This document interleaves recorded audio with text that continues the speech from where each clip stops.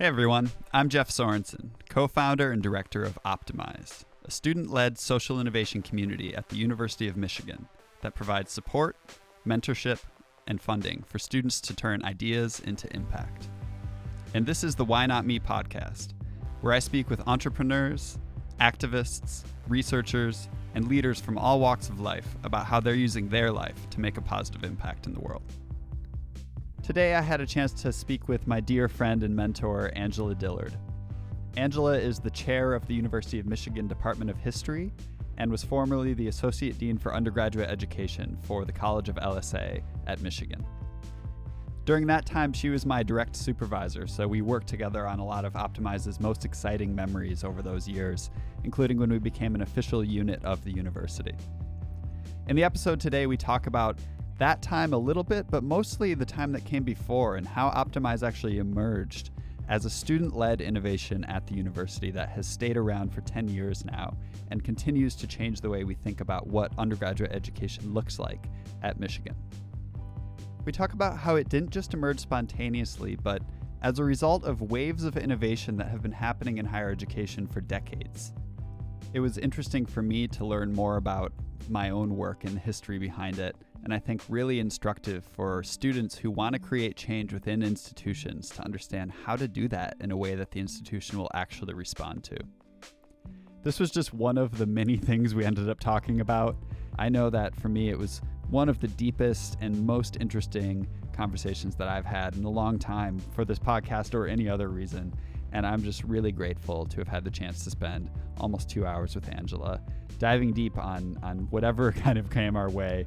This was a very unscripted, unplanned conversation, even more so than average. But I think that it was one of the most interesting, and I hope that you enjoy it as well.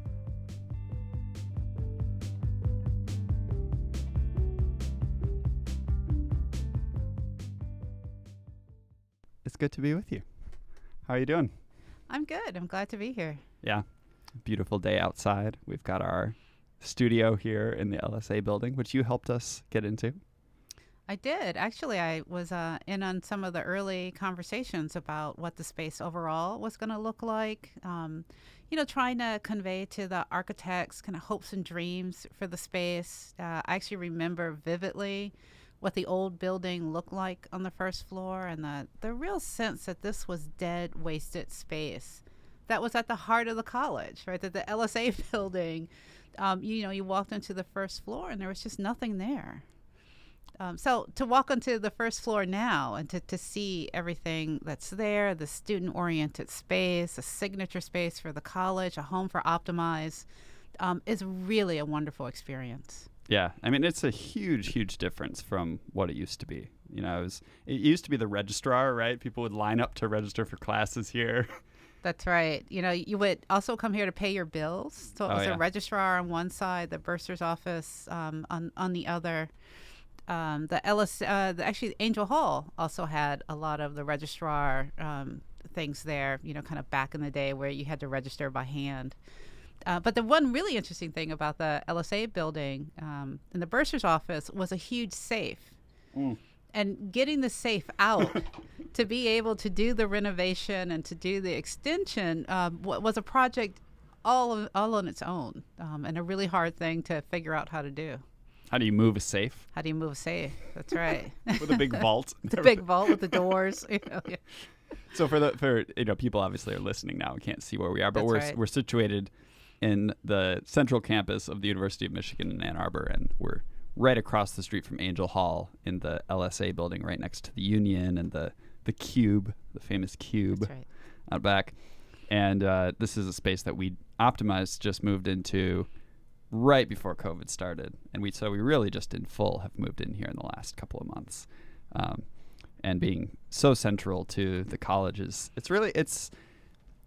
it's interesting to think about sort of a central hub for the liberal arts, because I think that previously people have thought it's such a huge thing you can't possibly have a hub for it, but now we do, and we're seeing how it goes. So that's right. And to really think about what sits at the heart of the college, so what sits in the LSA building, in a signature space, I think that has to be student facing. So the building is designed to be really comfortable for students and for their use. I think it matters that we designed it with a transfer student center here. It's a place where transfer students can come, they can relax, their lockers, they can leave their things. Because they're often driving in from a distance, or I think, increasingly living on and near campus, but, that we really needed to have a footprint for those students and to be really deliberate about thinking about what it means to be transfer receptive and transfer friendly for that part of the student population. Of course, the Opportunity Hub has its home here. LSA Student Government, and I think Optimize sort of fits in with that kind of student-centered pattern. Yeah, let's talk about that. So that's one of the themes that I want to ask you about, because in 2016 you did a lecture in East Quad for I can't remember the name of the lecture, but it's an annual lecture that's focused on undergraduate education, or at least yours was. And you gave this whole narrative that at the time I felt really good about, because it turned out there was this punchline of, what does the future of education look like? It looks a lot like Optimize. I was like, yes, it does. But you actually, what I've found more interesting since then, is the actual story that you told about. There have been these different waves of innovation in higher education, and it feels like we're in one right now. And I think, I've definitely gotten that sense from other leaders as well, that there's opportunities for new things to be happening that wouldn't have happened before. So something like Optimize, which was started by students as a student organization, then developed into an official university program to be placed at this, sort of like milestone site for the College of LSA, is something that would not have happened 20 years ago. And getting the context, though, of what kinds of things came before this that did allow this to happen, that allowed this to be the wave that, the way you put it is, the last wave was towards student-centered initiative, and now it's moving towards student-led initiatives in higher ed. But you sort of talk through all the way back to the 60s of the ways that sort of innovation has happened in higher ed. I wonder if you could sort of track back through some of that. Yeah, it's a really interesting pattern, right, of kind of waves and ebbs and flows. And I think it's really interesting that we use so many water metaphors for these sorts of things. There's a kind of oceanic feel to it. And I think that expresses something about how change happens in institutions like those that are, characteristic of higher ed. What's really interesting is that, there are waves that really start in the 1960s when what it means to be a college student, or what colleges are, what universities are being fundamentally rethought in the United States, really driven by this huge generation, the baby boomers. Mm-hmm. So they go to college in larger numbers, percentage-wise, than Americans had before. There are a lot of them on campuses, and, they decide that they have opinions about what their education should look like and can look like. And one of the big things that they do is to get rid of the idea that universities serve in loco parentis, so in the stead of parents. And that's a really different kind of model, right? When going to college was sort of an extension of the authority of your parents. Which tends to be unquestioned, really definitive, very paternal. And so the baby boomers change all of that and really introduce the idea that students might have rights, that they might have interests of their own over and against the faculty and the institution, that they have a right to be heard. Not for nothing, right, that Berkeley have the free speech movement, which was really about students wanting to have more say about what happened on their campuses, what a campus was used for. So was there military research? Were there recruiters on campus for the armed forces? I mean, those kinds of questions. So all of that stuff starts on campuses that become really contested spaces for that generation. So the more responsive parts of institutions experience a wave where students are, so they become less children and more young adults, which is really important.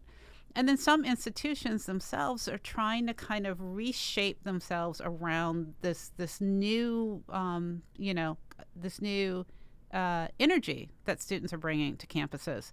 So you get a wave of things founded that are universities without walls, residential colleges that are tucked inside of, R1, Research One institutions like Michigan. So the University of Michigan, in that period, sees the founding of the residential college here. At Michigan State, it's James Madison College is founded around the same time. NYU founds the Gallatin School of Individualized Study. And all of these things share kind of more openness towards student interest and student desire. And they want to be less rigid institutionally. Majors are really less traditionally organized, more interdisciplinary. It's really for a lot of institutions the rise of this kind of one wave that's just going to be interdisciplinarity in general. I have to say, from my own experiences in college, I benefited from that wave. By the time I was ready to go to college, these things had been much more established. So I'm a graduate of James Madison College at Michigan State, where I was able to major in justice, morality, and constitutional democracy. Right? I mean, I was just all in for that. Yeah. I mean, it was a really great experience in which you had smaller classes, interdisciplinary majors, much closer relationships to the faculty. So they had that when I went to college, you still had that wave that was developing. So that was one big one. The next one really comes around the mid to late 1980s. And that's rise of programs like Europe, the Undergraduate Research Opportunities Program. Learning communities are founded at that time. Lots of things are going on around the desire to be more student-centered, student-focused, which means that you're putting students literally at the center of things that you're building and developing to be able to allow them to grow and flourish. So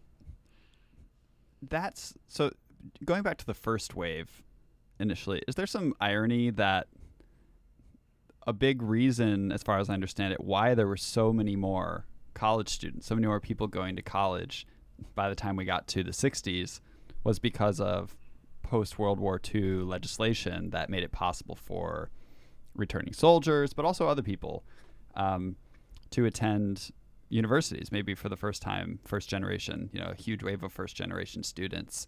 So sort of this, this military-based sort of, story that then results in a generation that's questioning, military involvement in universities, and there's all this sort of, protest on campus around. Obviously, the Vietnam War became a huge, huge focal point. And I think when you think about a place like Ann Arbor in the 60s, it's heavily centered around the Vietnam protests. Oh, absolutely. I mean, I think, that whole wave, that whole wave of innovation was really about questioning authority in ways that just hadn't been done before. And that felt really new. I mean, my heart goes out to that generation of university administrators. I'm an administrator myself. I know what it's like to kind of sit in those seats, and kind of confront students who all of a sudden start to speak a different language. Mm-hmm. And I think for that generation, I mean, this was just sea change, right? Another water metaphor. I mean, it must have been just absolutely startling. And then they were forced to kind of question everything that they had been raised to think about, that they had been trained for. So their whole sense of how to run a university, right, in loco parentis, completely got challenged, by these waves of students. And, some of the people who returned home and went to college on the GI Bill, they had their own questions about authority and things that they had experienced in military service. And so Sure. campuses became a really rich brew, right, of young people and slightly older people with really different kinds of opinions. It had also been a generation raised in the great post-war economic boom. They had more disposable income. They had grown up in, really different kinds of environments than their parents would have. They kind of grew up in a non-scarcity environment in a lot of ways. And for them, they bring a whole different set of expectations to college campuses. I mean, so it's a great moment of democratization of college campuses and universities. And there was, so there's all this energy, and I think it's interesting what you mentioned about administrators, because we both read Matthew Johnson's book, Undermining Racial Justice, and that, it tracks that period of time as well as other periods of time. And obviously, racial justice was another huge element of the civil rights movement, of things that were affecting the ways that universities thought about their relationship to students. And I'm curious, so one thread that he ties through that book is that administrators respond in ways of trying to sort of co-opt students and say, we're going to bring you into the ways that we do things so that you're not attacking us in this sort of antagonistic way, right? And I think you can read that in multiple ways. I think that sometimes maybe it really is good to bring students into the understanding of how the university works and trying to bring them into pathways that you think are going to be more effective toward creating the kinds of changes that they want to make. But I think the book makes it pretty clear that sometimes those kinds of things also are used to just diffuse the immediate problems of the activism, while not always actually leading to the substantive changes that the students want. Is that a fair reading of that book, or did you take it differently?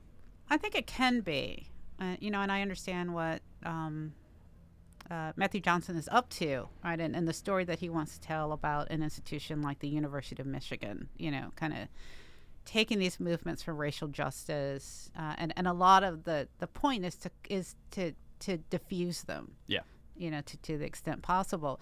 But there are different ways of looking at the story about how institutions change, in relation to student demand. And one is, in fact, that wave of undergraduate innovation that was really about knocking down walls, getting rid of barriers, bringing students in new ways. I mean, so I think there are two models. One is you're trying to subsume the protest of students and diffuse it, manage it. The other part, or the other option, is to try and ride the wave itself. Yeah. So to use student energy, what students are demanding, as a way of changing the institution itself in more fundamental ways, so that you're not trying to diffuse it, but you're trying to direct it. Is that sort of the FDR thing of like make me do it kind of thing a little bit? A little make me do it, or a little finally, like this wave of students are here, and then I can use that to help pursue the kinds of changes in the institution that I've always wanted to see. So if you think about the founding generations of places like the Gallatin School at NYU or the residential college here at Michigan, I mean, there were faculty members who often had very liberal, even left politics, who worked with students to start to co-create different kinds of models, different kinds of models that they had hoped would transform the whole institution. In a lot of cases, that doesn't happen. And that those programs sort of sit inside of what looks like a more traditional, arrangement around higher ed, but they still matter that they're there. Yeah, sure. And they are invariably really kind of funky places too, right? I mean, all kinds of bizarre stuff is going on over at the East Quad, in the late 60s and into the 1970s. It's just different. Yeah. It also becomes a hub of anti-Vietnam protests, civil rights protests, the second wave feminism. I mean, all that stuff finds a home in those institutional spaces, and so that you get these kind of really funky, politicized spaces inside of more traditional institutions, and they end up kind of making a sort of cold peace with each other. Yeah, look, fundamentally conservative institutions, I think. That's right. In the true sense of the word, and that's interesting to hear you say, because there's one of the things we'll talk about as we go here is narratives around what role different people and institutions play in the political landscape. And there's, I think it's funny because you depend who you ask. Today, the people on the right, or people who, spend most of their time with right media, at least, would think, oh, college campuses are run by Marxist professors who are indoctrinating the students. And then you talk to like a few actual Marxist grad students or something like that, and they're like, show me where that is, because I'd love to be a part of having any power here, because I have no power. That's right. And but I guess what you're saying is, well, there are pockets where there's there is some radical left activism going on and creating spaces for that. But then there's also just the reality that these are multi-hundred-year institutions that have incredibly entrenched power structures that are pretty similar to the power structures of the whole society, which are pretty fundamentally conservative in many ways. Which is, it's interesting. It's more nuanced than either sort of perspective might want to have it be in their narrative. No, that's absolutely right. I mean, like all large-scale institutions, I mean, universities are just not all one thing. And being able to kind of capture the complexity of institutions, I think is really time well spent. I mean, I think you learn a lot by trying to track the flows of power, by trying to follow the money, by trying to, kind of understand how authority is constituted. And yet there are these pockets, that have a tendency to go rogue, and to try and stake out their own territory inside of the institution. And at times, they pull the institution along with them. They probably both pull each other, right? I'm guessing that some of, if you go to the RC today, you were the director of the RC for some time. I was. And I'm guessing it's not quite as radical as it was maybe at its founding and in those initial days.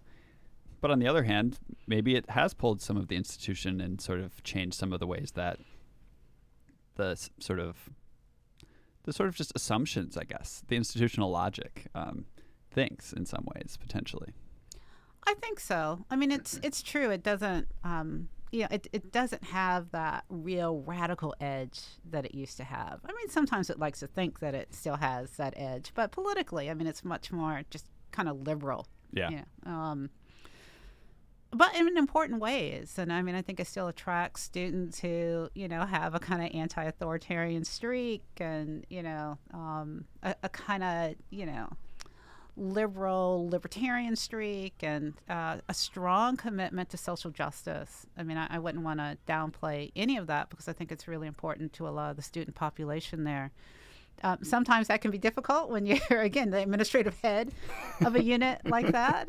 We had a kind of running battle. The whole place was renovated, which it really needed after kind of over 40 years of life there. There were a lot of things in the attic and down in the basement, that needed to be fixed. But we moved back in.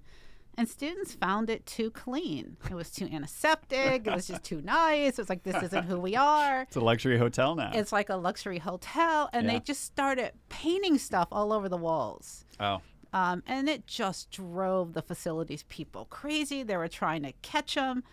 And then the faculty was trying to protect the students. And they were like, you can't turn over names of the students who have been doing this. And it was like, oh, my goodness. And one wall got this huge mural painted in it, which had been a tradition in the old East Quad, painting murals. There were murals all over the place. It was this just huge swaths of paint, and they did the thick paint. You weren't just going to paint over this easily. Along this long corridor, and part of the writing said, what are you afraid of? And it turns out that I had inadvertently caused this to happen because I had been talking to a group of students about what I thought was their kind of timidity, And I was like, well, what are you all afraid of? I mean, why don't you just, if you want furniture in the courtyard, why don't you go out there and build something? I mean, kind of want to, kind of have, take some power yourself, right? Have some agency. I did not think that was going to produce this big mural on the wall. I learned a lot from that experience about, what you can and can't say, or the kind of duality of, wanting students to be empowered and courageous and take risk versus having to be, at the administrative head of a unit. Yeah, I've learned some of those lessons too. I'm right. There's a real tension there. I will say, though, that facilities decided to leave that mural to the end of the school year. And then we kind of work together to find a way for students to restore murals in a way that, honor the creativity of the space and the freedom of the space, but in a way that was more manageable for facilities. Yeah. So, it turned out okay in the end. But I think that story is really characteristic of the residential college. I mean, that there are things that happen there that I think don't happen on other parts of the campus in quite the same way. And I think it's the spirit of the place and the kinds of students that are attracted to that. So that comes up as part of explain the residential college, I guess, because I don't think it's obvious to someone who might not be at the University of Michigan. That's right. So it's a 4-year program, although the first 2 years it's like a learning community to which you apply. And the place is known for a series of interdisciplinary majors and minors. But it's also known for its semi-immersive language program in 6 languages. And so the first year in a residential college, you spend most of your coursework in language study. So it's a strong language community. It's also a strong arts community. It's the only place, I think, currently at the University of Michigan, don't quote me on that, that has an arts requirement for its graduation requirements, so that you have to make or produce something, and then you have to put it on the wall, perform or display it. Right? No, you have to own it publicly. You have to put it on the wall, right? It might not be pretty, but it's yours, and you have to own it. Yeah. So that there are things that are baked into that community that are really different. The space is really unique. So it has everything that a traditional residence hall has, but it also has faculty offices, classrooms, auditorium, a working theater, so that students can learn how to work theater equipment and lighting. There's a lot of performance there. There's a music program that's not a conservatory program like our School of Music, but for liberal arts majors in particular who are musically talented and want that to be part of their undergraduate education. There are art studios. I think, too, it's probably the only place on our campus now that still has a dark room, which we were really dedicated to keeping. So that the School of Art and Design has gone all digital. But, we want students to be able to experience, that kind of dark room wet photography, the kind of tactile, deeply material practice. So that all emerges in the 60s? Is that when the RC was coming about? And is it sort of just a bunch of faculty and students kind of saying we're going to go off in a little corner and sort of build our own little thing? Yeah. And eventually they just find out. I mean, I guess it's an analog to Optimize, because in some ways, that's kind of what we did. Was we said we're just going to go off in a corner on the margins of the whole institution, and we're going to start building our own little way of doing things. And then over time, now it's the 10th year, we start sort of inching toward the core and start thinking about, okay, what does it look like to venture away from the margins and go toward the core? Because eventually your ambitions grow a little bit to say, if we want to change the way the institution works, and ultimately the only reason you want to do that is so that more students get the experience, I guess, and it becomes more the norm for what it means to receive a higher education in the United States. But we certainly decided we wanted to do that. I think the RC and others also a little bit did, maybe. I don't know about the path that they took, but what made ours different, I guess, was that there was no faculty involved at the start of it. It was just students starting it. That's right. I mean, I think, so there's a wave in the late 60s that's about knocking down walls and building these new things in new ways, often, with students right there in the mix. Followed by, the wave at the end of the 80s, in which, these student-centered programs start to grow up, Europe, learning communities, new ways of thinking about study abroad programs. I mean, all these things where it's a tremendous amount of energy founded around the same time. IGR, which is intergroup relations, also dates from that period. And all that stuff started on the margins. And then starts to move towards the center, especially, over the last 30 years. And so now these things are really common, right? I mean, nobody thinks a learning community is unusual. The university has supported and centered, undergraduate research and working with faculty in that way. So all of that stuff has become kind of standard liberal arts college sorts of things at a large R1 institution like Michigan, which really then lays the foundation for something like Optimize. I mean, so if you've gotten rid of, in loco parentis in the 1960s, built these new things, had a much more student-centered approach by the late 1980s, then, something like Optimize seems like the next logical step, where students are empowered to the extent that they're now ready to just build their own thing. Yeah. And that doesn't just happen, right? I mean, that's part of a long historical trajectory and a lot of groundwork that's been laid for things like that. Well, I think that, one thing that made it interesting is that, in terms of the actual design of the thing and the responsibility for doing it, it was all on the students. But we were interacting with, associate deans and that sort of level of the administration from basically the beginning. And what we found was that they actually were willing to listen to us and take us seriously as people presenting an idea for an educational experience at the university. And that has to be a culture shift. I think that the idea that we could present something and get funding and other kinds of support and eventually jobs and a department ID and space and basically building out something that's going to be, who knows what the future of it will be. It could be a major eventually in the future, who knows. And to have that, now there's a point where faculty are involved and there's support for it from faculty, but it seems to me that that's got to be a major shift, that an associate dean, someone at the level of, an administrative position, would take it seriously enough to actually invest anything in it of the college's resources when it was coming just from students. Yeah, I think, so there had been a couple of other things that predate Optimize that, again, I think kind of created a little bit of a glide path for it, especially the Semester in Detroit program.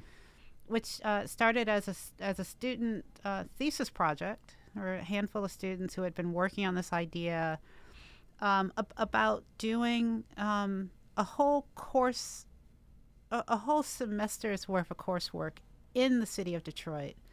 But not just taking classes, but also living in the community, doing substantial internships, working with organizations, learning from residents in the city, really trying to rethink the university's relationship to Detroit, which had not been good and is still a little shaky. What was the time period that this was happening? Oh, so I think that program is now maybe going into its, maybe 12th, 13th year. Okay. I went to one of their first meetings in which they got together a group of faculty and, people who were administrators to present the idea. And I remember walking out of the meeting and thinking, this will never happen. That the University of Michigan isn't receptive to that kind of student agency, nor did I think that the university was receptive to a program built this way in relationship to the city of Detroit. So I was really glad to I had to eat my words on that one because I did manage to pull it off. But, really, because they worked with a group of faculty and administrators who were really dedicated to building it. So I think that was important, though. I mean, Semester in Detroit, I don't think would exist had it not been for that initial student impetus behind it. But Optimize, I think, is different because I'm not aware of any other place where there is a partnership between a student organization and an academic unit in quite the same way. Yeah.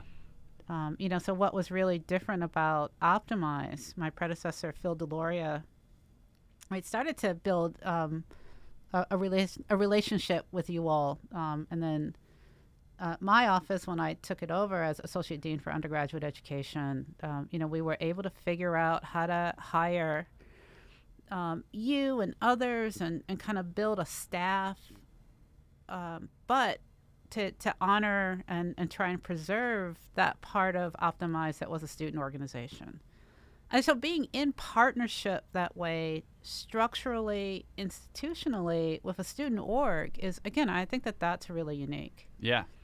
Well, and today still, we have paid positions for a lot of our student staff, which is only right once you become this established, and they're putting in so many hours to run a program for 1,000+ students,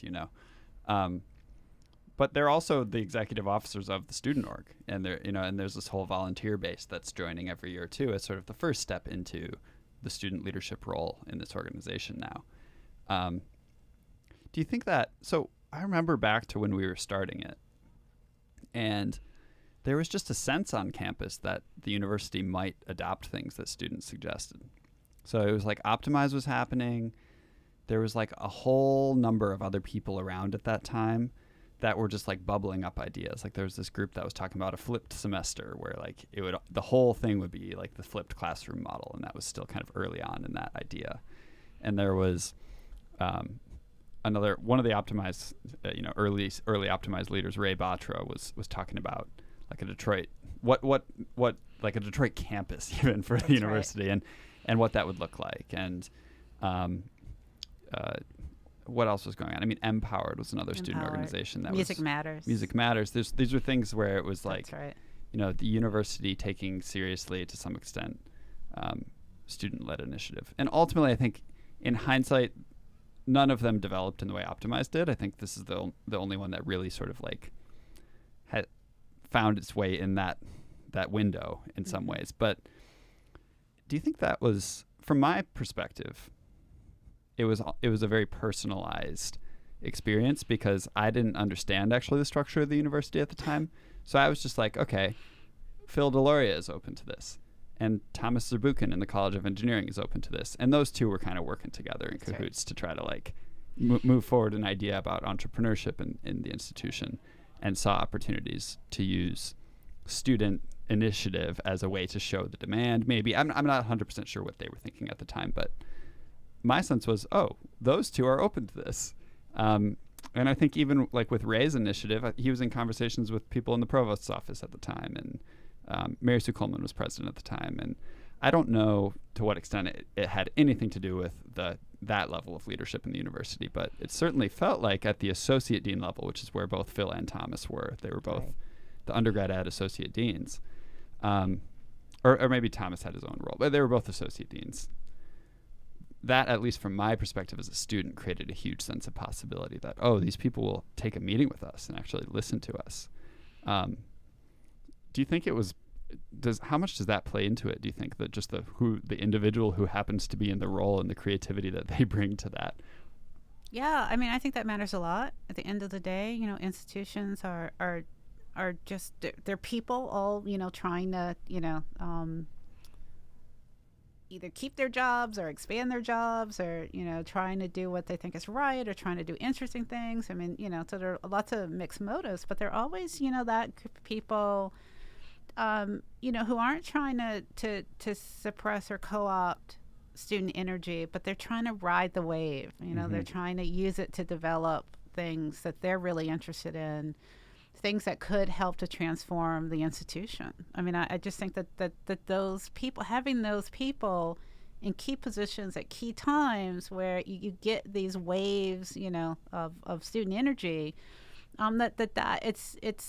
It's the intersection of those things that I think, historically, if you look back, that really matter to things that get institutionalized in interesting ways. And I think, people like Phil Deloria, Tom Zervukin, that they got that people were arriving on campuses with a lot of entrepreneurial experience and a lot of interest, and that they wanted to not have things built for them. Yeah. But they wanted to start building things themselves. So Michigan has always had a really robust student org, student club culture. Yes. But the rise of these large-scale student organizations, I think there should be a different word for these things. They were just, Music Matters was different. You had not had student orgs that had that level of complexity and size and ambition for, bringing in acts and, putting on this huge spring fest, right? This thing takes over, part of, not only the campus, but, spills over into Ann Arbor. And we were all competing with each other. They were all competing. I was always trying to outdo Phil Schirmer. Who was going to be bigger, right? Who was going to be, who was going to be better? Who was going to have more of a campus impact and footprint. And what was interesting about the college's association with Music Matters for a number of years is one of the things student orgs can't do is suspend in a deficit. Right. So the college floated them a $100,000 loan to be able to kind of spend into deficit, and then the college would be the first to be repaid. Right, because they were, for people who don't know, they were booking huge acts. Common. Right? Yeah, they were Common, Ben Folds, 2 Chainz. They're bringing in huge acts, selling out Hill Auditorium, and then after the ticket sales came in, they were able to pay back that $100,000 loan. Right. So, to start to experience student orgs on that level, right? That's different. Yep. It's not like the French Club, right? That's right. just, so that was a really fascinating thing. And I think that made a big impression, again, on a number of people well situated, especially in that, like, associate dean, associate vice provost. Those are the points where, you get these people who are able to help build or, strike a deal or, kind of stick the neck out a little bit further than, say, a dean or provost might. Right. Why is that? I'm not sure. I think it's because there's a little bit more institutional freedom. You can go a little bit more rogue. Sometimes you can do things that maybe your dean doesn't fully know about, and you can just tell them about it later, especially if it works. And then the dean gets to take credit for it, and that's, absolutely as it should be. And that's how things get, further institutionalized. I think Optimize's experiences are like that at the point where you got a dean who got it, and there was enough of a track record for him to feel comfortable sort of owning Optimize in a way that, if it works best, is mutual and synergistic. Yeah. So that you all help him tell the kind of narrative about the liberal arts, the College of Arts and Sciences that he wants to tell, and in return, he helps you all figure out how to grow and to build. Yeah. And we've seen that just happen successively now, with Phil and then you and now Tim, and with Andrew and now Anne, sort of understanding that there's steps still ahead in this thing, and that it's not just, it's not the same story that the last person was telling. It's like each person's playing a unique role in helping it get to whatever its next stage is. Which is really cool. And That's right. And, I think the thing is are you being used? Yes, you are. Are you also using the college? Yes, you are. Sure. Right? That it's not, that you have to think more expansively and more strategically about what those sort of relationships can look like if you want to build something that might have a lasting impact. Right. Which has been a good experience for me, too, to understand that that's not a bad thing. It's when people are supporting you, it's because they sense a shared interest, right? And you have to really be sensitive to that. And I think that's something we try to communicate and teach to our students who are in our programs too, is no matter how great it is what you're doing, whoever it is that you're talking to at the moment that you're hoping to get support from in some kind of way, you have to understand how it's helpful to them in some kind of way too. Because that's just a much more sustainable working relationship That's right. than just someone who in a moment has their heartstrings tugged and wants to help you for a That's second. right. You know, it's much better to understand the other person as well. I just hopping back to the associate dean thing, I just think this is so interesting. I almost wonder if it's like the highest level of power inside the university that isn't yet responsible for like the messaging of an entire unit, like a college or school, at which point it becomes really complex and you're managing upward and downward in very different ways. But it's like, but you can still actually approve quite a lot of things, and you can you know, shift resources in interesting ways, and you can make recommendations to the dean in ways that are taken very seriously. I wonder if that has something to do with it too. Of like, it's a level of power that's pretty substantial, but it's not yet at the level of visibility or sort of political complexity. Not that it's not complex politically, but you know, you don't have to report to the president and That's stuff right. like that. No, I think that's right. And I do think I think it is a really unique sphere of institutional power. I mean, it's really, I'm going to think a little bit more about why I think that is, you know, at the end of the day. I also think it just depends on the people who are doing it. Yeah. You know, and how they want to do it. Well, in the initial moment, which out of respect for all involved, we don't need to go super deep into, but was the year that we got started was when Phil was associate dean, and then there was a vacancy in the dean position because of a failed search, which affected everything involved there in all kinds of ways. But that was an interesting moment because he was almost effectively the most powerful dean in the place because there was no head dean for a while, and then they had an interim dean, great person, but everyone knows an interim dean is interim, and so it's sort of a different working relationship of power, which I think created more of an opening just to take the initial step and say Optimize is coming in because I think it's okay or something, you know. I don't know. I've reflected on that a bit. Well, I mean, there's always a little bit of serendipity. Yeah, right? exactly. I mean, you have to have the right actors at the right time, you know. But then there's always a little bit of luck. Much. That unexpected things happen, you know, and that you're able to kind of move in ways that, you know, you might not have been even, you know, 6 months earlier. Yeah. But I mean, I would think that something like Optimize, you know, seemed to me to be kind of destined to. It was coming, whether it was develop. that or not. So what is it about it that makes that the case? That like this is sort of a wave that was just, it's happening, and it's somewhat about the people who are involved individually, and there's all these. I mean, we just went way down in the weeds of history there for a second, which who knows if that's interesting for other people, but so there's some of that, a lot of that. People are very, very important in the turns of history, and but there's also this sense of like, but it was going to happen either way, you know, not necessarily with these particular people. Maybe it wouldn't have been me, it wouldn't have been called Optimize, wouldn't have been, you wouldn't have been, but something like this is happening. I wonder why that is, and what about that is exciting, and what about that is scary in terms of thinking about the directions it could go.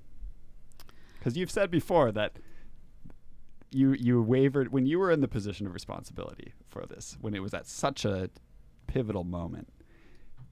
You sort of some days would feel so great and excited about it, feel like this is the way things should go, and then other days you'd wake up in the middle of the night thinking, oh no. Oh no, I am in partnership with a student organization. Right. Yeah.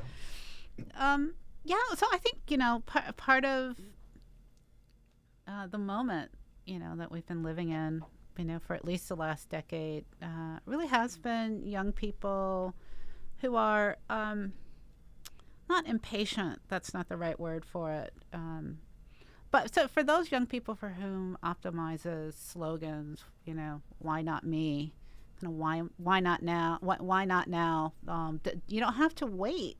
Right. Till you're, you know, quote unquote, grown up to, you know, to build things and to try and change things and to have an impact. I think, again, when young people started to arrive on campuses with that kind of sensibility, I mean, that to me kind of signals that something like Optimize or these other large-scale clubs have a kind of inevitability to them. Yep. Especially at a place like Michigan that has resources and that by that point had been primed to, take a couple of steps back and let students build things on their own. Yeah. So I think, it was a confluence of things that in this moment that Optimize was heir to on the one hand and parent to on the other. Yeah. So I think it just kind of, again, right thing at the right time, at the right moment, with the right sensibility that really fed a narrative about liberal arts education that really fit in with what the leadership of the institution was trying to accomplish. Yeah. So again, I think when I talk to students about institutional change or any kind of change, I tend to emphasize the question, who are you going to ally with? Yep. And kind of what are you going to be able to offer to get what you want in return? Yep. That those kinds of managing those kinds of complex relationships, and I can think of really no better education for really talented, bright, committed young people to have, just on the ground about what it's like to navigate institutional power.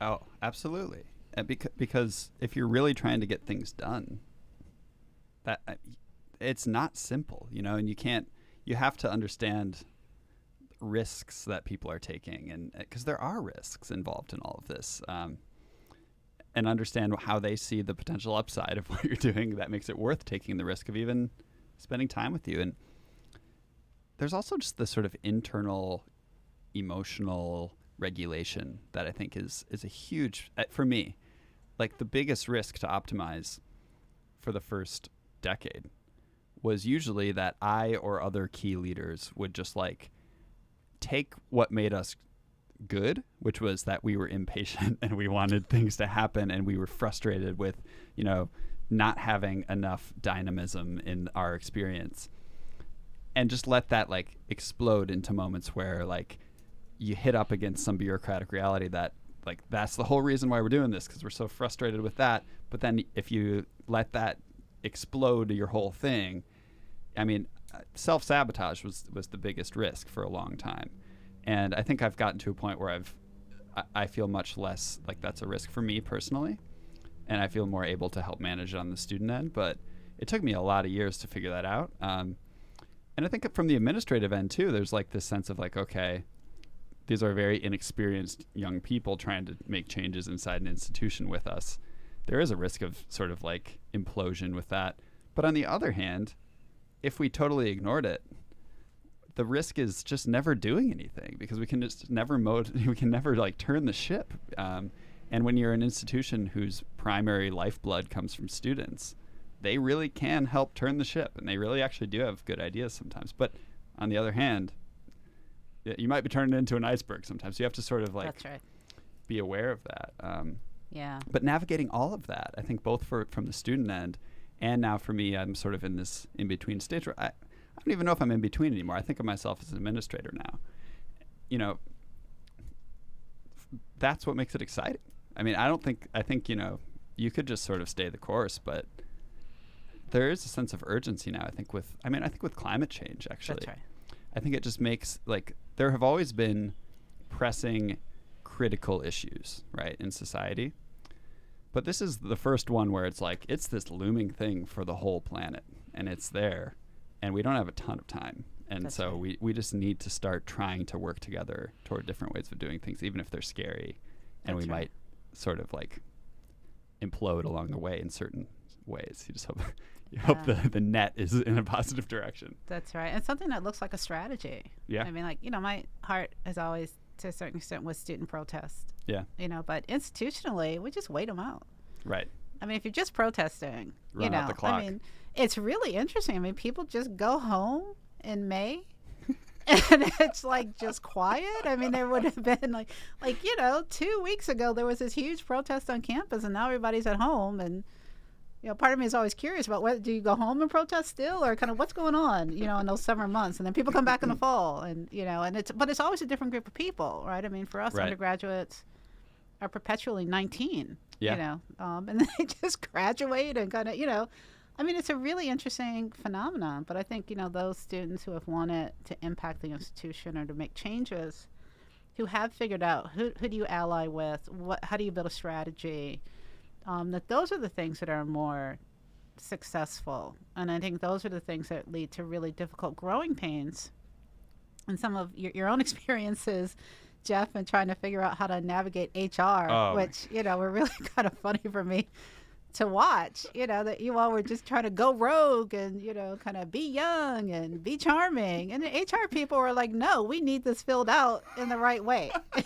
So, I mean, it was really, that you had to have more than just passion. Yeah. Right? You had to kind of evolve the ability to work within an institution. Right. Without being completely subsumed by it. And I think actually the turning point for Optimize is when you all figured out how to work with donors. Yeah. I mean, I think that was a real evolution, in thinking about accessing that part of the university, for which students, by and large, aren't familiar. And then to kind of educate the students in Optimize about who donors are and what they do and how you might build relationships with them.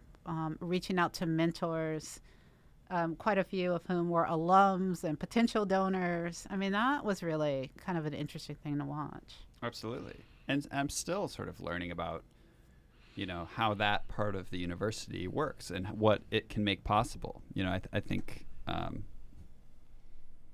I was reading James Duderstadt's book about sort of universities in the 21st century that I think he wrote at the end of the 20th century. And he was talking about, one of the hardest things that just, even if you're a high level leader, if you want to change something, you kind of just need a new stream of money to do it, because it's so hard to pull money away from other things.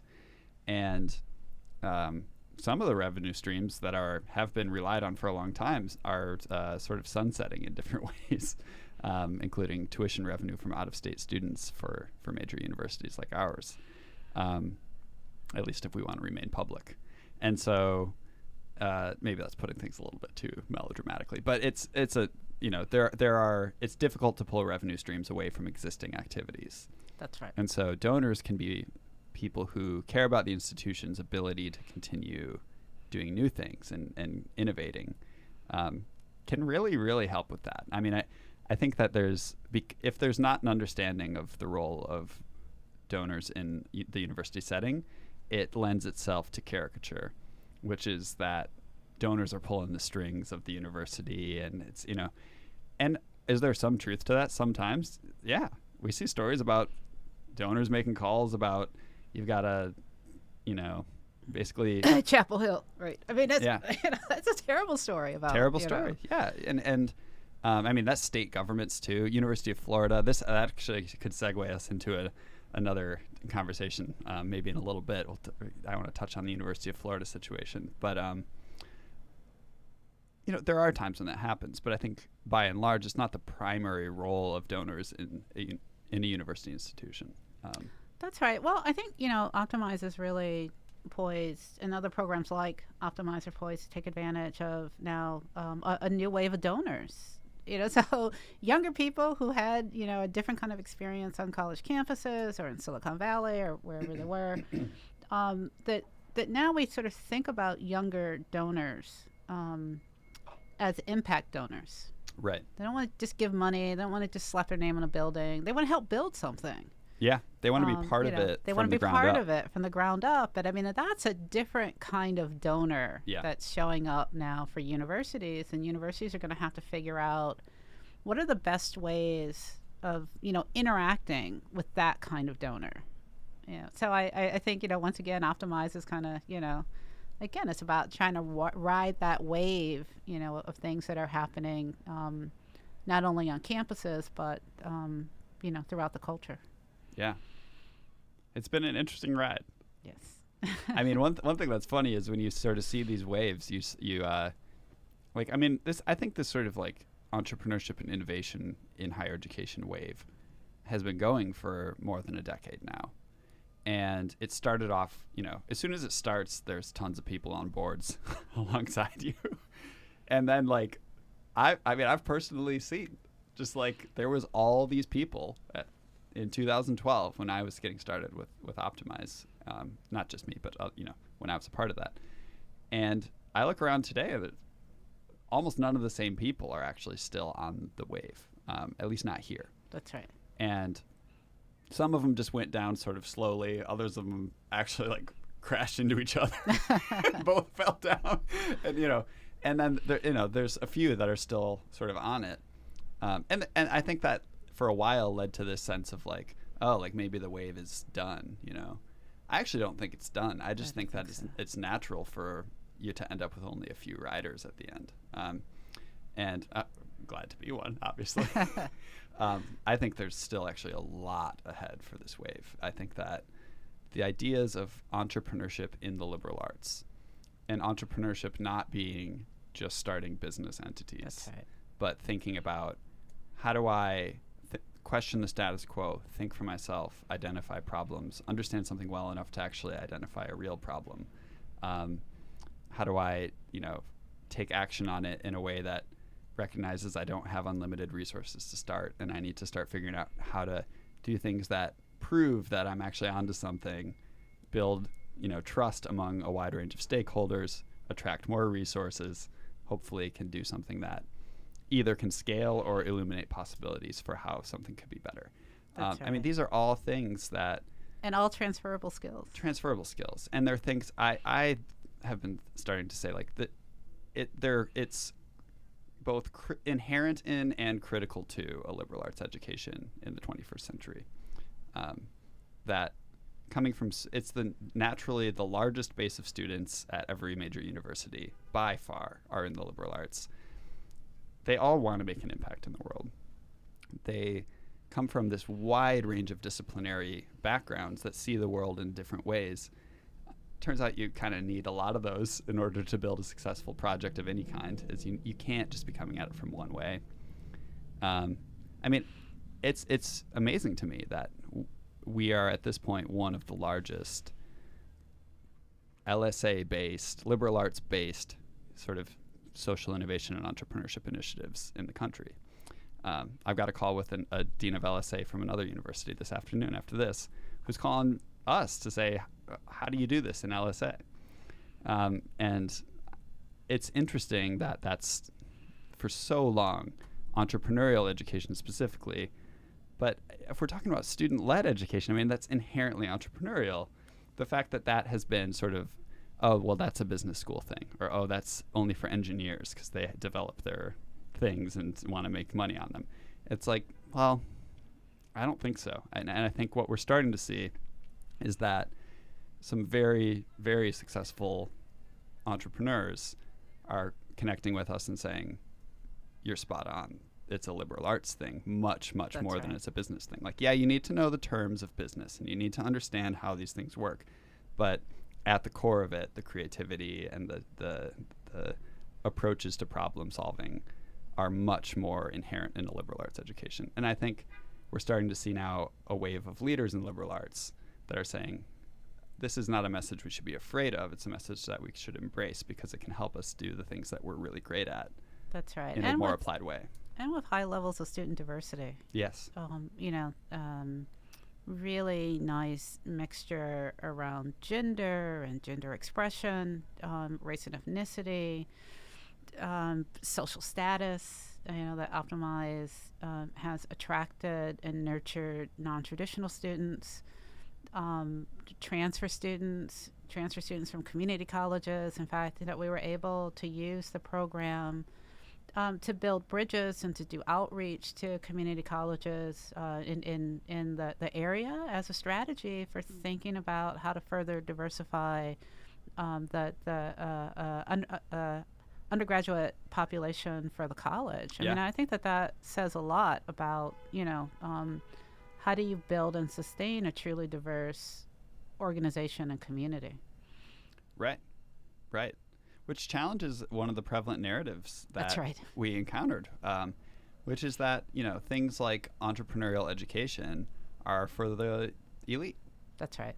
I mean, I think we ran into that even just a few years ago when we were starting this, transfer community college focused work. was that a lot of people just thought, well, those students just can't do something like Optimize. They just can't.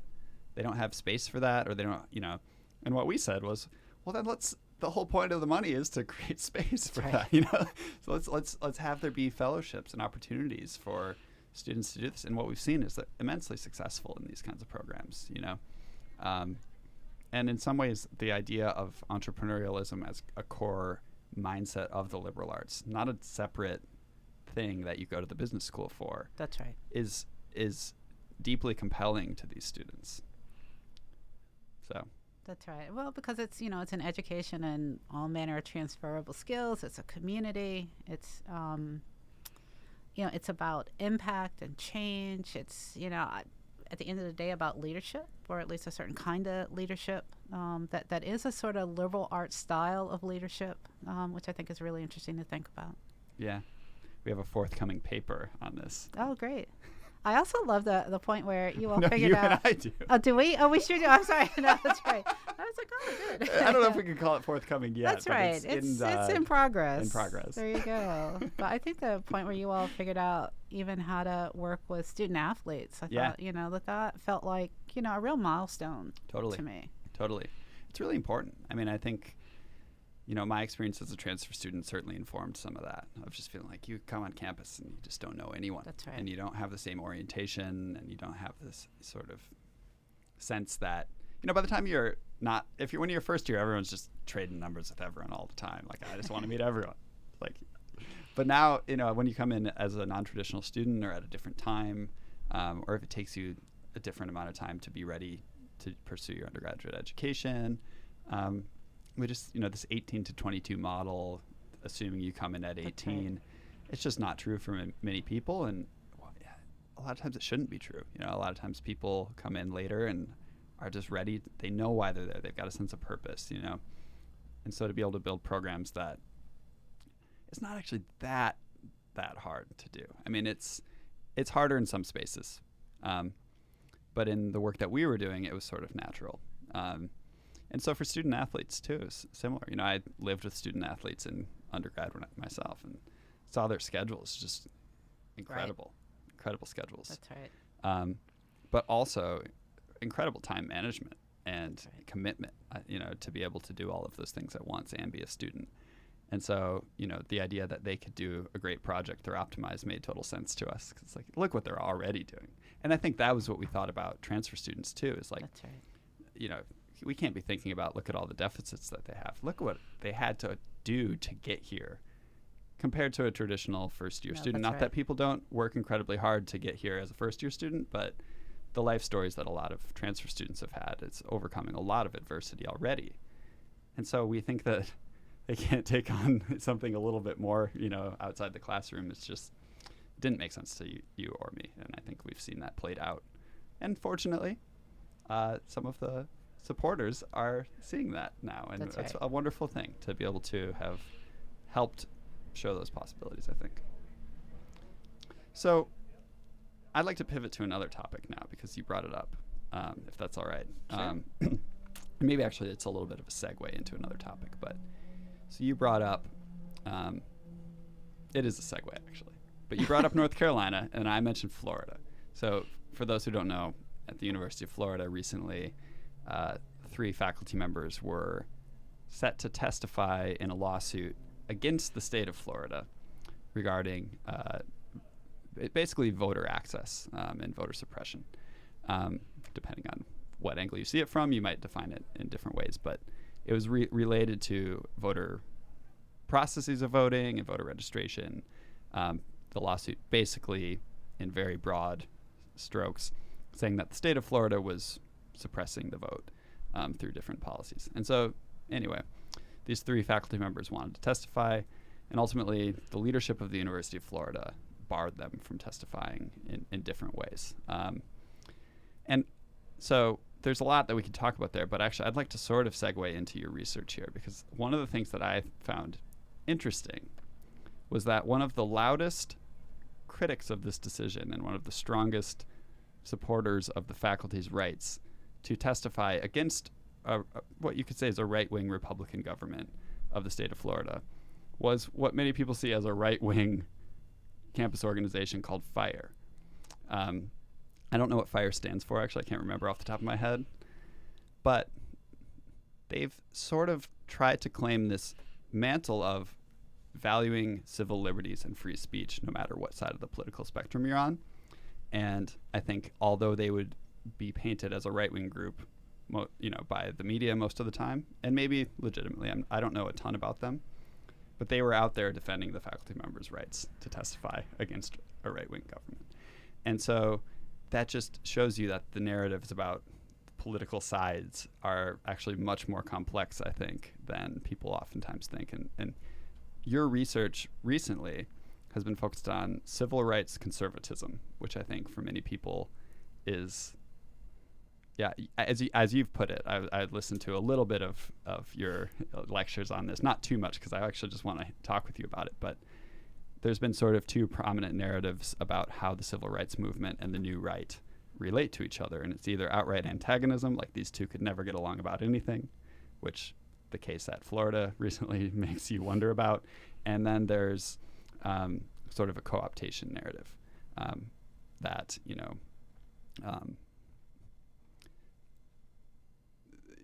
I actually don't know how to describe that one as well, so I'll let you maybe dive in a little bit. Ultimately, what you have started to explore in a book that you're writing right now, or struggling to write, as you say, That's right. is that neither of those narratives might be as clean as their proponents might want us to think. And so curious to hear, I don't know if that case in your mind connects at all to this, but I sort of made a connection to it as I was reading about it. Yeah, that's interesting. I mean, FIRE, and I'm trying to sit here to remember what the acronym stands for. I'll look it up real quick. But they are a really fascinating group. I hadn't actually connected them quite as clearly to some of my own work, which is, more historical. Although I will say that FIRE's not their chief executive person, but one of their kind of high-ranking, I don't know how to put it, members of the organization is a former student of mine, Will Creeley, who I worked with when I was at the Gallatin School of Individualized Study, which is the institution that I taught at before I came to Michigan, and tried to bring some of the sensibility of that place, here to my work on the Ann Arbor campus. But yeah, I mean, there are a lot of people within FIRE who are they're libertarians. They're not necessarily left-leaning or right-leaning, or they could be both or either. So the whole libertarian space, we think of it now as kind of leaning towards the right. That's not true historically. In the 1960s, right. Libertarians were, often leaning towards the left, or they share a lot with anarchists. That, these people who believe, who believe in free speech from a really principled standpoint. Sure.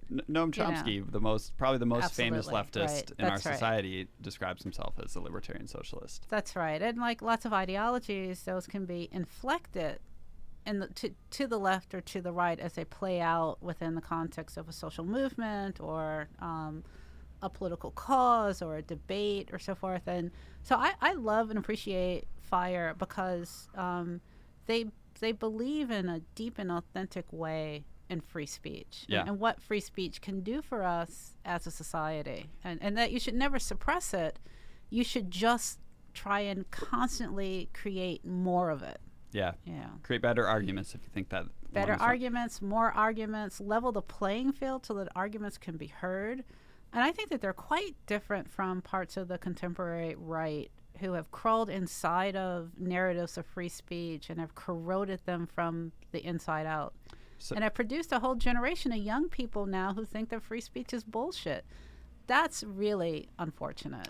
Do you think so this, just as a quick note, it's the Foundation for Individual Rights in Education. There we go. And they, on their website, clearly say nonpartisan, defending your rights, the essential qualities of liberty. And so I don't know a ton about them personally, but just seeing how they acted in this case with UF, That's right. I immediately had my sort of bullshit sensor when I saw media describing them as a right-wing group. Not because maybe I don't know about them. I'm not here to say whether they are or they're not. But I think that's really interesting. And okay, so something you just said I want to unpack a little bit, which is, so right-wing groups have jumped into the free speech narrative in ways that might be in some cases disingenuous. And you said it's created this whole generation of people, presumably on the left, who think free speech is bullshit. Do you think that that's a reaction to that posture of the right, of saying this is our mantle now? Or do you think that other people might say that the right has taken up that posture as a reaction to sort of the fact that the left picked up a sort of anti-free speech approach? It's chicken and egg kind of thing? Or? I mean, well, I would say that it's and I use this in my own historical work, it's entangled in a way that's really complex. So, I mean, I think, for young leftists, who kind of treat cries for free speech as bullshit, what's really disappointing about that is it's been the left that struggled and bled for free speech, and not just free speech, but the right to dissent. Yep. Which is an important right, that we should have this right. It should be constitutionally protected. It should be nurtured. It should certainly be nurtured on the left. And I think that those right-wing groups who have disingenuously tried to claim the mantle of free speech. So, for instance, the moment where Milo Yiannopoulos shows up on the campus at Berkeley and claims the mantle of the Berkeley free speech movement. I mean, that's an obscene gesture, ideologically and politically, and that's that kind of corroding it from the inside out, right? I mean, that's just, all of that was just duplicitous. It was showmanship, I think, from showmanship. Yeah. And so the same, series of conservative Republican government, state legislatures who claim to support free speech, but have been enacting bans on protest and dissent. Right. I mean, so I think that's what you kind of have to look at. Not only what are people saying, but then what are they doing? Yeah. And how is the right to dissent and to protest in the United States being severely delimited? Protest is being criminalized. Yeah. It's just harder and harder to be able to do it in a sustainable way. By the same people who are, kind of beating the drum of free speech. I mean, we should look at that, right, and kind of think about the complexity of that moment and really bring, some critical thinking skills to bear on things like that. Yeah. So how does that relate to the topic of civil rights conservatism? Is it entangled with that in some ways, or maybe just explain, with or without a segue, of kind of how you came to this as a topic of interest? So I've always studied ideology, where it comes from, how it changes over the course of time, how it gets deployed in the context, especially of social movements, on both the left and the right. And so some people have thought it's odd that I've, written a book about liberal left labor activism in Detroit from the 1930s to the 1960s. And I wrote a book about the rise of conservative political thought among African Americans, Latinos, women, homosexuals as populations that kind of, start to gravitate towards the new right, especially in the late 70s, early 1980s. And people were like, wow, that's really odd. I'm like, no, it's just ideology. I'm really kind of, fascinated about how it functions. And so now for the first time, I'm trying to write at the intersection. So the book, which I think I'm going to call A Different Shade of Freedom, tries to make an argument about interconnections, parallels, intersections between the post-World War II civil rights movement and the rise of the new right. And it argues that they're not as separate and as polarized as we like to think, and that there's a whole murky middle there involving people and organizations that would allow us to think in a much more complex way about the relationship, the interrelationship, the entanglements between the two great post-World War II civil rights, social movements, political movements in the United States. So, for example, one of the things that I've been writing about lately is CORE, the Congress of Racial Equality, one of the nation's oldest civil rights organizations, founded in the 40s. They did the first freedom ride in 1947, right? I mean, it's a really old established organization. By the 1980s, they've become a right-wing front group, right? And so, how does that happen, right? And for them, it was through an engagement with Black power. And so at one point in the book, I argue that the new forms of Black conservatism is one of the enduring legacies of the Black power movement, which is not an argument that anybody really wants to hear. But super interesting, right, to kind of think about it and to again, think about, these moments of entanglement. You think of, Black power, relative. You sort of think, and again, might be some sort of gross oversimplifications here, but I think in the popular imagination, you think, Martin Luther King is sort of the more centrist liberal approach to, like, let's do this in a nicer, nonviolent way, and maybe Malcolm X is more like farther left. You kind of almost think of like the Black Power movement as being farther left than some of the more mainstream civil rights movement. And so it's surprising to hear that this group, through an engagement with what you maybe popularly is perceived as a farther left approach, ends up finding its way right. How does that happen? That's right. I mean, people like Roy Innis, Floyd McKissick. So a number of the people involved in CORE, as leaders and members, end up, pretty far to the right, ultimately. Through arguments around community control of organizations, or the need to have Black-led organizations, or things for Roy Innis in particular, gun rights. So he hates gun control. He thinks gun control is just a conspiracy to de-arm Black people and make them vulnerable. The Black Panthers walked around with machine guns, right? That's a way to, In fact, the iconic photo, right, of the Panthers on the lawn of the State House armed, they were there to protest gun control legislation. Or, kind of the things that were going on around schools. They were against integration and busing because they didn't want Black kids to be sent to white institutions. So the argument is that these things skew left and right politically in really complex ways as they get played out. Right? And the book kind of talks a lot about what I call a sort of everyday Black conservatism. That sits somehow underneath or alongside of these other ideological tendencies, and that this stuff can be inflected all kinds of ways across a political spectrum.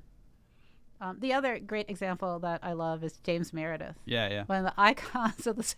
People misunderstood what James Meredith was doing in 1962. 1963, when he desegregates the University of Mississippi, becoming the first acknowledged African-American student there.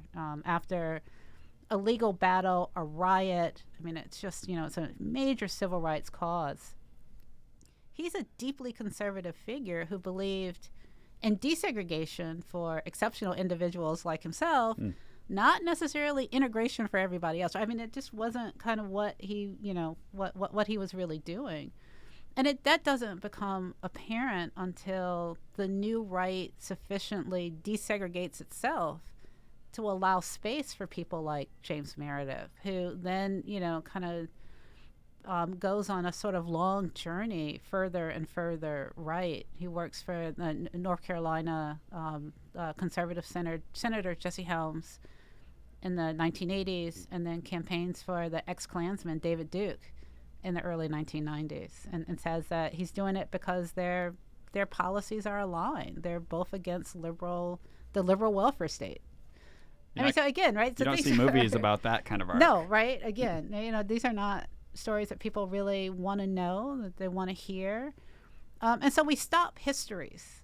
We stop biographies of people like Meredith at a certain point. Once they kind of cross some line where it's just more than we want to know, right? We want to kind of freeze them in that eyes and the prize moment, that heroic moment. That's where the credits roll. That's where the credits roll. The history of CORE just stops. I mean, you would think that the CORE didn't continue to exist after a certain period. So the book is about that too, about our unwillingness to know certain kinds of stories and to embrace certain kinds of histories, another part of the book, I claim to be writing an ideologically wide history of the civil rights movement. So yeah, it's been interesting work. It seems to me like it's a particularly interesting time to be doing that work as well, because we're certainly the Trump administration era, the level of political engagement on all fronts just skyrocketed up, and a lot of it was from I'm not going to put myself outside of it. I mean, I felt it too, and I was part of it, that you feel a sense of urgency about political engagement. And at the same time, there's not a great sense of history and context of a lot of the engagement. We could talk for a long time about the problems with the corporate media at this point. But there's narratives that get weaved from sort of the two big power structures in the parties that understand that there's a high level of engagement, a low level of context, a low level of willingness to engage with nuance, platforms that are designed for provocation and short pieces of information, and as a result, it's everyone knows we're in such a polarized moment. But I think it's more than just polarization. It's narratives that actually don't hold up if you look at them. And it's one thing to be polarized because you disagree with someone's ideology. It's another thing to believe something about your own camp that it doesn't hold up.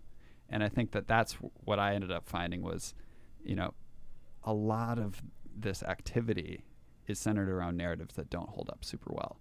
And there's been a lot of it that is extremely sort of identity essentialist. I wonder, and also I think probably a resistance to, as you said, people don't want to hear these stories right now. At the same time, it doesn't mean that the causes of racial justice or social justice are any less important. But how do you see sort of trying to write this book in a time where I think it really is a message that just it can't even connect with like, it's so far outside the schema that people have, that it's tough. I mean, even something like, there's this whole new phenomenon of these sort of writers who are sort of famous for, having initially been seen as sort of left or liberal writers who are like now being described as far right writers, people like Glenn Greenwald and others like that.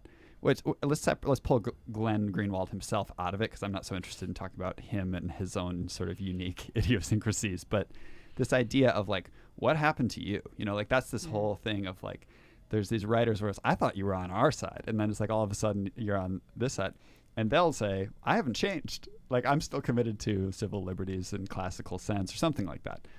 Setting aside the genuineness or disingenuousness of any individual person, it is interesting just to see that people are kind of like, I don't know what to do with this person who doesn't fit my camp perfectly, and they like kind of punt back and forth. Whereas here you are, trying to say it's not quite so simple. There's, the people actually shift in these kinds of ways, and maybe some of those writers are in the process of shifting themselves. Who knows? But that's a long way of just asking you, and that's my view of a slice of my view of kind of a moment we're in. How do you see trying to do this work in this moment? Yeah, it's interesting. So so one way that I try and talk about this and try to explain it to myself is around the tensions and the call for ideological diversity. So I actually believe in this, in the same way that I believe in free speech within reason. I mean, I'm not a purist, because I think kind of real world bodily experiences matter, and that you should put people before, abstract principles. That was just as a real quick comment on that. I'm sorry to cut you off, but I think that was where the Milo Yiannopoulos thing really divided people, is because he would say, I can say anything I want. And a lot of other people said, well, until you get up and start like outing trans people and like saying who they are and like, and I think that there's no easy response That's to right. a situation like that. I mean, Right. that's I mean, you know, some people are purists, some people aren't. Yeah. I mean, I think, you know, you can embrace the principle of free speech and talk about it, defend it without being, you know, an absolute purist. But, you know, but it's hard to know where to draw the line. it is If hard you're- to, yeah. That's why you know, that's why the that's right. purism is so attractive. Yeah, because no, that's right. you've got a line. Yeah, I'm and- kind of jealous of that, but, you know. Yeah. Oh, well, right. I mean, in the same way that maybe I'm jealous of a fanatic. I don't know. I mean, Yeah. it's just kind of not my thing. But I think, you know, so in the call for ideological diversity, I mean, for me, that's a call to embrace complexity. You know, complexity on a kind of fundamental root level. You know, that things are not neat, that you can't divide the world into two camps. You know, that you can't always be right and the people you oppose can't always be wrong. That's not a sensible point of view. That's not a human scale point of view. I'm not really sure what it is, but I think a lot of the narrative scale. It's a narrative scale, right? It's not Yeah. human. It's Right. it's something else. I mean, I think a lot of the, you know, so-called polarization is completely manufactured. Yeah. You know, people agree on a broad range of Yeah. things, especially when it comes to actual policy initiatives, kind of things that they want for themselves and their children and their communities. But, you know, we can't get to it because we've got this artifice, right, of these polarized narratives out there that are actually keeping us from embracing a more complex set of understandings about not only about the past, God help us, but about the present. And to hop on that, I agree with that a lot, but I don't think that, just to be clear, I don't think that like the way that we describe left, right, and center in American politics has any bearing. It's a totally separate thing, because in some ways, like the centrist Democrats are some of the most polarizing characters in American politics, and they're the ones who drive polarization, as are some of the, you know, centrist Republicans. The people who are just the base of these powers have understood that they can create these huge power bases for themselves by playing on polarization. This brings me to something interesting. I'm curious, have you heard about horseshoe theory? No. So I think I'm not sure. I think, okay, what does a horseshoe look like? Maybe like this? I'm not sure.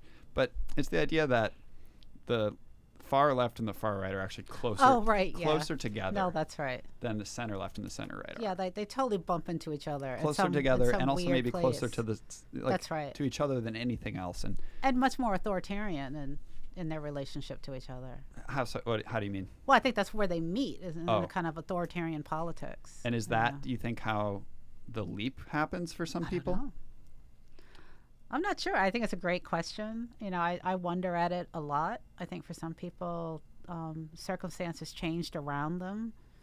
I think some people are just contrarian, and they're going to take the most extreme position wherever that extreme is. Yeah. I don't know. I mean, I think it's, a lot of different things have happened. I think some of it might be driven by economic necessity, a need for, I love the term clickbait, right? I mean, a need to kind of be provocative, whatever that means. I mean, so I think it's a lot going on, but I think it's, I think it can be really hard, though, to try and make a positive and affirmative case for something like ideological diversity, in this kind of moment. And that term, unfortunately, has been really claimed by the right. Mm-hmm. And I'm curious about whether or not I can pull part of it further towards either the center or even the left. It's like I claim a left heritage politically, emotionally, to some extent. And it bugs me that a concept that I think really is generative and important, has been so co-opted. And in my experience, this has not been completely successful on my part. I get branded a conservative a lot. You do? I do. By who? I do. So, if I kind of make a claim or case for ideological diversity, I mean, what people automatically hear is conservative. Right. Some people just assume that, if you're an African-American woman who studies conservatism, you must be conservative.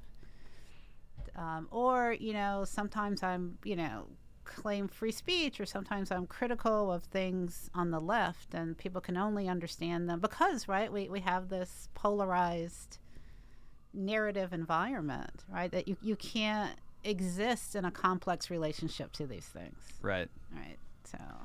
But I imagine that I enjoy that too. I have a lot of fun with this. So I'm not, this isn't, oh, woe is me, I'm misunderstood politically. I play with it a lot in really deliberate ways. Yes. Yeah. It's funny how a lot of this is temperament based. Yes, it is temperament based. Which in some ways describes how someone who is sort of a far left clickbait person could become a far right clickbait person, right, or vice versa. But on the other hand, though, I think some of it's temperament based.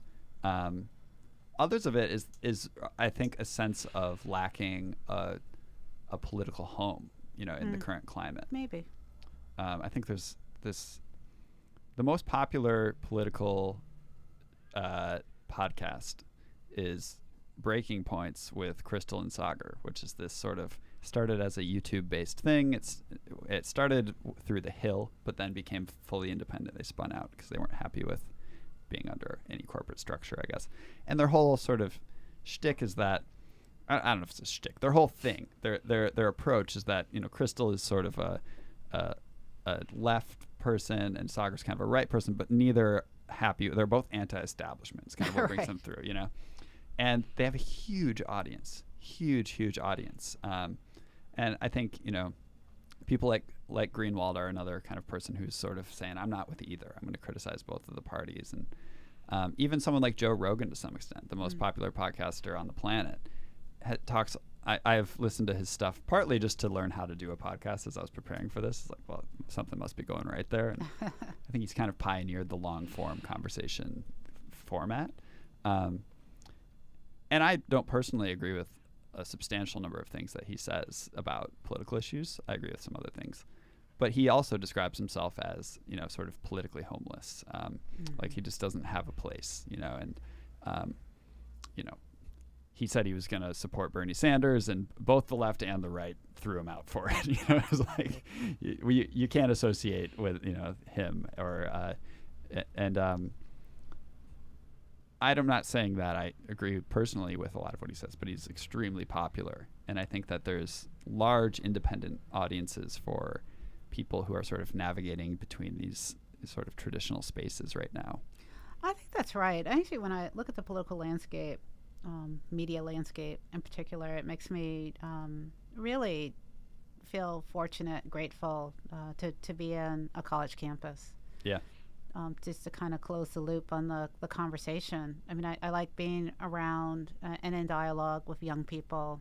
I think they get a bad rap by, a kind of media landscape that wants to see them as snowflakes on the one hand, or, a kind of authoritarian mob on the other. Yeah. I think we have challenges around speech and freedom of expression and the freedom to dissent. I've been looking at some recent polling data that a lot of young people feel inhibited about what they're able to say and express in classes or on campus. But by and large, in my experience, especially at a place like Michigan, young people are enormously receptive to ideas that they don't agree with, to things that are different, much more so than either their parents or their grandparents. And, part of me feels like people who live in glass media houses stop throwing so many stones, yeah, at college age folks.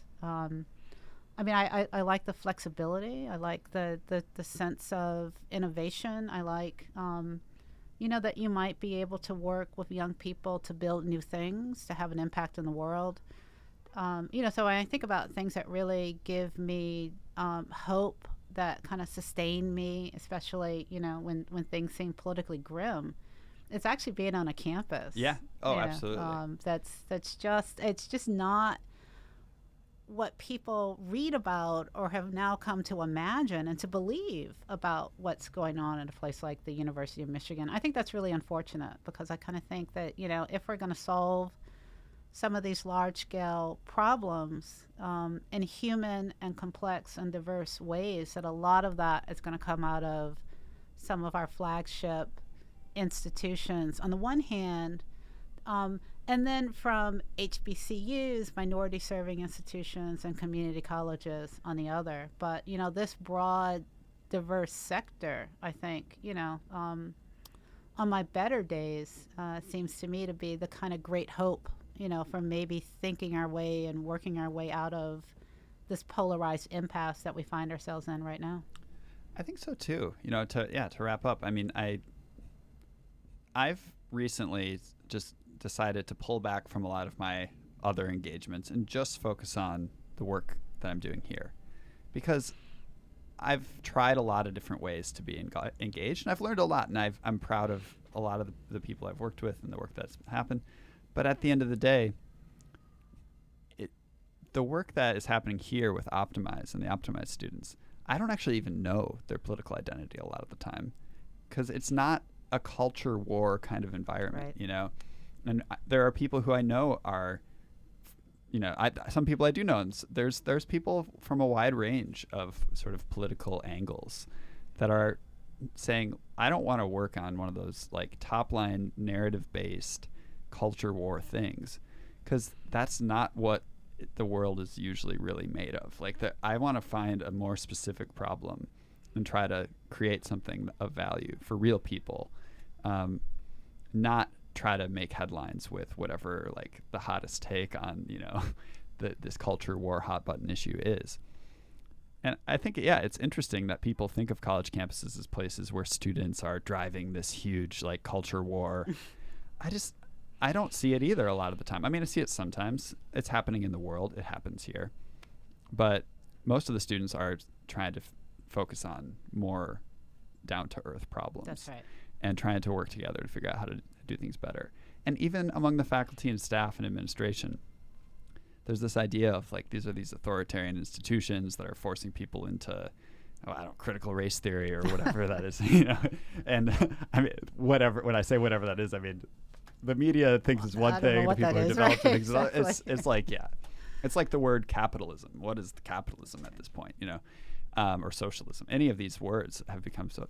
But most of the people here are trying to work in a much more tangible way. That's right. And we saw that in the last year when, because of a crisis, we had to shift to a more centralized, top-down decision-making structure.